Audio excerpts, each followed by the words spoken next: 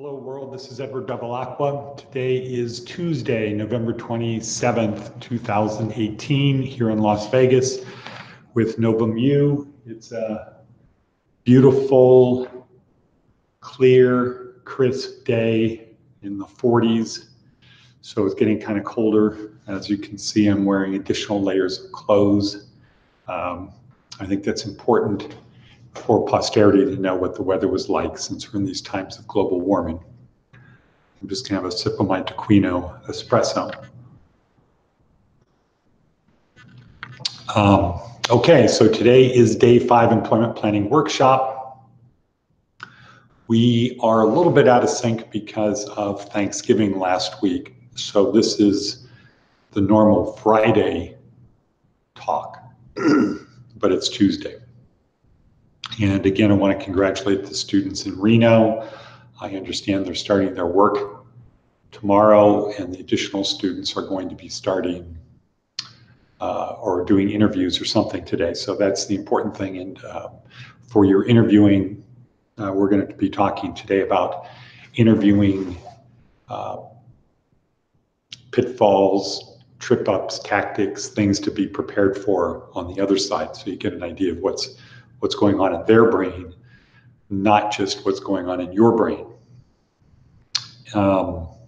So again, congratulations to the Reno people. I had a great meeting yesterday with WellCare regarding class number 2 starting in Reno and class number 1 starting in Las Vegas. So exciting things happening all around, and hopefully we'll be moving forward quickly with some of the other projects that we have going in other places. Let's see. Okay, employment planning workshop. By now you should just have at the Neil Martin level of your brain, meaning it's in your unconscious. You don't have to think about it, what our employment planning workshop is. And it's a proactive 6-step approach to employment. And by proactive, we mean you start with what do you want to do? And then you find employers who do what you do. And then you convince employers who do what you want to do. And then you convince them to hire you. That's it. That's fundamentally it, but there's 6 steps. We break that down into 6 steps. So that's the employment planning workshop. And today we're going to be focused on execution, step 5, which is the interview, part of which is the interview. You've seen a number of videos now on how to interview and specific questions that you could get asked. Well, why should we hire you? Why do you want to work here? Tell me about yourself.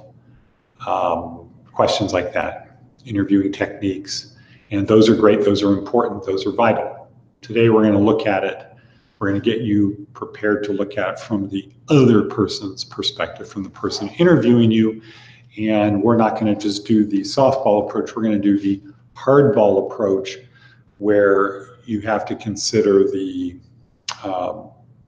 it's a tough interview, or this is going to be a tough person, or what's really going on. So this is kind of advanced level interviewing techniques. This is not the basic level that we talked about earlier a few days ago, which was the 5-55. First 5 seconds, first 50 seconds, and first 5 minutes.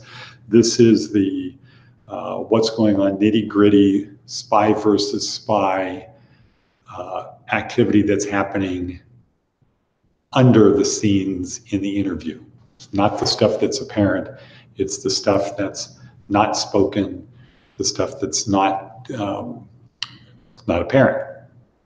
But it's actually happening. It's driving the interview. So first off, let's get back to how did you get there?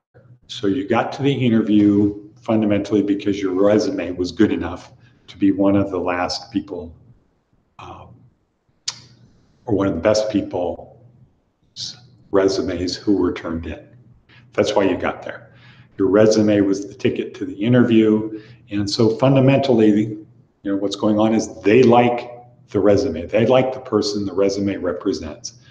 That's one of the people they're considering hiring. So the question is, or the issue is whether you're that person and whether you fit the company's culture. So are you the person described in the resume? And if you are that person, is your personality, is you as a person compatible, complementary to the culture at the place you want to work?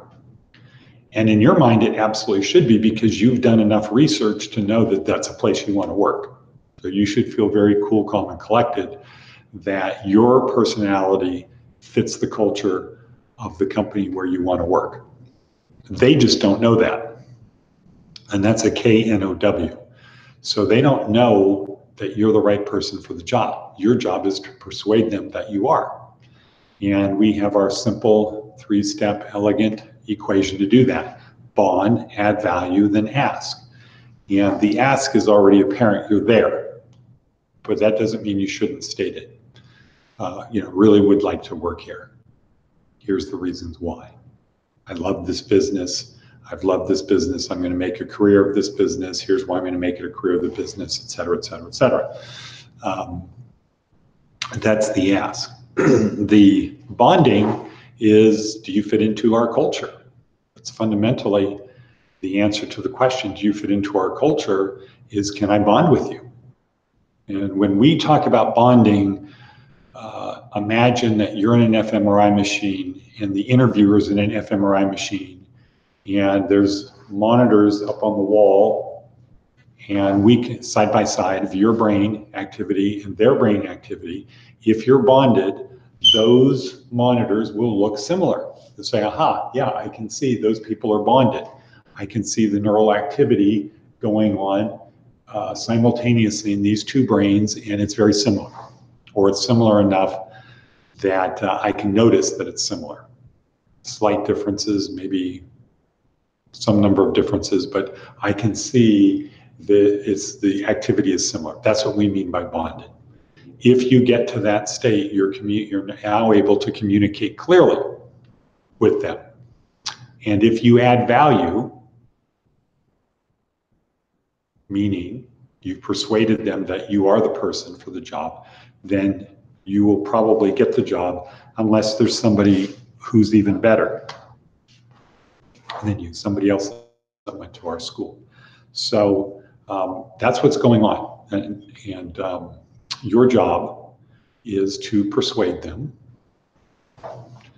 to change the status quo to hire you. That goes back to the David Logan, Seth Godin, Simon Sinek, David Phillips thing. So again, we're here to talk about what's going on behind the scenes. So the starting point is you're there because they like the resume and they want to find out, is this you? And they also want to know, does your personality fit our culture? Your personality should fit the culture because you've done your research. So now are you this person? And the problem in their brain is there's so many tools out there for people to use to create a resume or to go in and bluff in the interview.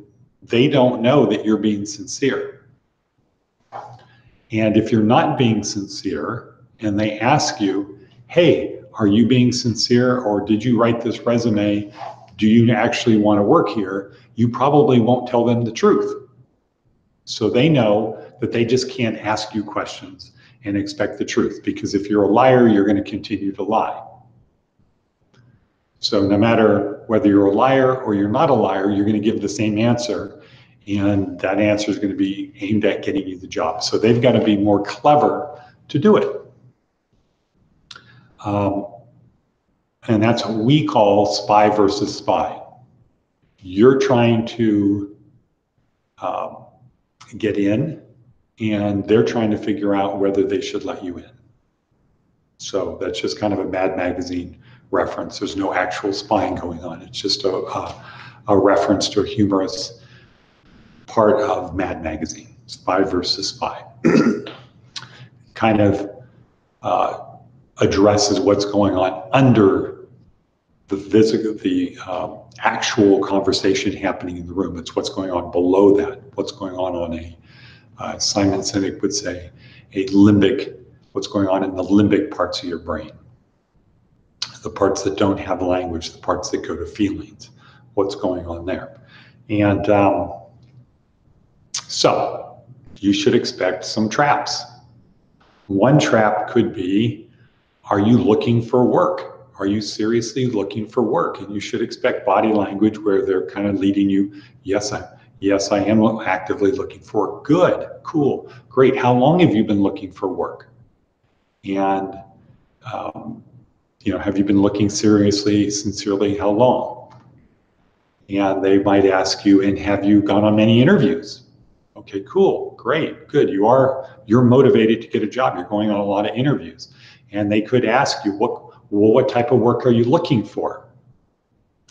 And they might be leading you down the path to, I'm looking for this job and a job that's different from that job and a job that's different from that job, or I'm looking for any work. I'm just a hard worker and I'm looking for anything I can get. So now when you make these statements, when you answer these questions, what do you think is going on in their brain? What if you say, yeah, I'm really motivated to work. I've been out there for a month or 3 weeks or 2 weeks looking for a job. What do you think could be going through their brain? Could be something good, or it could be, how come nobody else has hired this person? How come this person is still looking? If they're so good, if they're the person described in this resume, how come they haven't gotten a job yet? Then if you start talking about you've gone to a lot of places, done a lot of interviews, you've sent a lot of resumes out, once again, how come nobody's hired this person?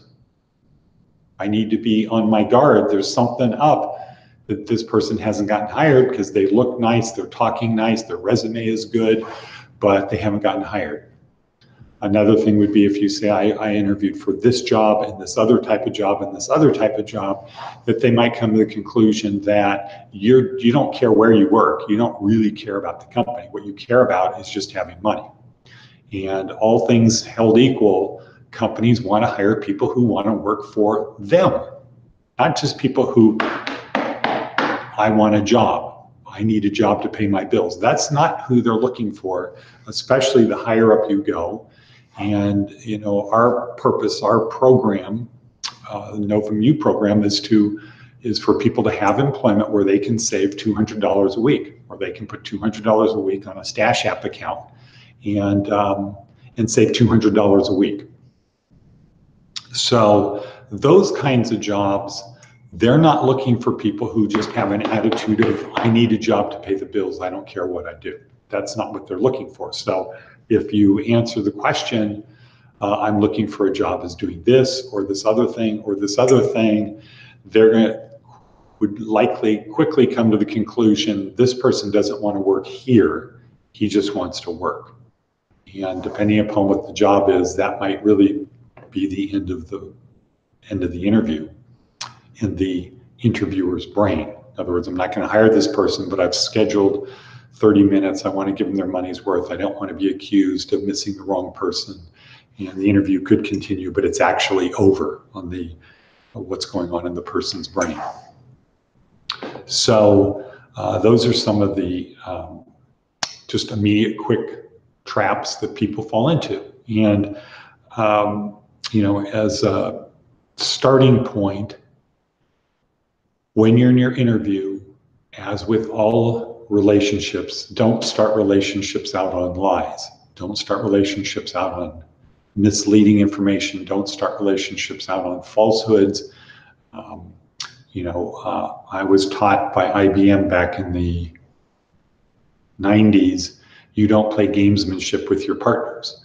So yeah, this is a negotiation, but it's probably something based upon truth, at least at the level that our students are going in there.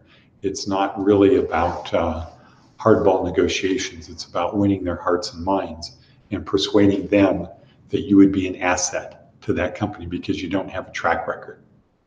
If you're a superstar and they're recruiting you or your reputation precedes you, now it's more of a negotiator. Now it could be more of a negotiation type of thing of just what's the best deal I can get or what's the package. But for our purposes, don't start a relationship out on a lie. Don't mislead. Don't misdirect. Be absolutely honest, because if they don't trust you, again, Simon Sinek, limbic brain, if you are not trusted, you're not going to get the position. Or if you do get the position, you're not going to end up being happy with it, or they're not going to end up being happy with you. It's better just to start out fresh, clean slate, motivated, pure heart, etc. Okay, so now we've talked about some simple traps and pitfalls. Some other pitfalls are reading your resume or saying to you, tell me about this part right here in your resume. And they're pointing to a section in the resume. And this is to see whether you wrote the resume. Tell me about this part of this job right here. And they could point to it, and then you start talking about it, and they're staring at you, they're looking at you intently, and they're looking down at the piece of paper, and you're talking, and they say, hold it. That's not what this says right here. And then they focus their gaze on you, intently looking to see your reaction. If you did not write your resume, if you had a resume service or a person write your resume for you, your immediate thought, your immediate reaction is going to be, oh shit, what does it say? Or, I thought that's what it said. There's going to be confusion that's going to be on your face, kind of what we'll call the deer in the headlights look. You're going to look like that. Huh? And at that point, their belief is going to be, you didn't write the resume, so I have to discount this a lot. Now I got to spend a lot more time. On the other hand, if you did write it and you know what it says, you're going to have a different type of confusion, like, well, what do you mean it doesn't say that? That is what it says. And then they're going to know. And again, the purpose here is not to have you memorize a resume that somebody else created. The idea is, if you really want this job, create your own resume. Use the template that we provided that has styling guidelines. But make it your own so that you are prepared if they ask you a question about the resume or they question the resume, you don't look confused as if you didn't write it. This would just be a test, a spy versus spy move to figure out, did you actually write this? Are you the person described in this resume? And if you look confused about something that it says in there, that's a pretty good indication you didn't write it, that somebody else wrote it, or that somebody could easily believe that. Okay, so you've got 5 seconds to make a good first impression. You have 50 seconds to figure out how to bond with them, and then you have 5 minutes to bond and add value. If you can't do it in the first 5 minutes, you probably can't do it, and more importantly, somebody else probably can. So that's what you need to work on. And I would say, before the interview, do power posing. Amy Cuddy's power posing. Before you go in, do a mental checklist. Why do I want this job? Why is this important to me? Why do I add value to this company? Go through the Seth Godin 4 steps, create a story, which you've already done. That's what you need to tell. You need to tell them the story of why they need to change the status quo. And it has to go to their feelings, not logic, because you need to bond. You need to have value. If they like the resume, do they like you? Now, we've had people in the past concerned about their looks or their age. One way to overcome this problem is if you're doing an online interview, submit a picture. Figure out a way to submit a picture of yourself. If you've been to jail or prison and you're concerned about that. Another thing is in your cover letter or your resume to make it very clear. Let's see. Right back.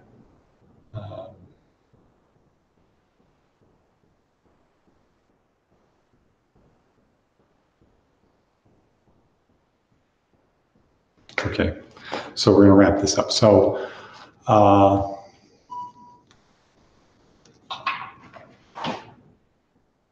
let's see. Okay, well, let's end it. That was an important call that came in that I need to return. Time is racing. So on the interview, be prepared to get that what's really going on is they like this person. Do they like you? Oh, the thing was, if you're concerned about being in prison, jail, your appearance, your age, just figure out a way to send a picture or let them know that you've been to prison. If they then want to interview you knowing that, knowing what you look like or knowing that you've been to jail or prison, then you don't need to worry about that during the interview. If you're concerned about that when you walk into the interview, that's always going to be eating away at your brain. So not a good idea. It's going to affect your behavior and that's going to affect the outcome. So it's better just to not waste time going to an interview where if your appearance is not good, if you have 3 teeth and 1 eye in the middle of your forehead and you're concerned about that, send a picture of yourself. And if they interview you, guess what? They don't care.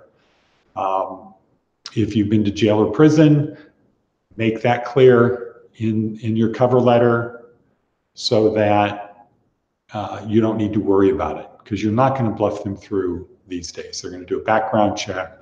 They're going to find out you lied to them. You're not going to get the job if it's a good company. Okay, so anyway, thank you, world. That was that's where we are. That's the end of Employment Planning Workshop.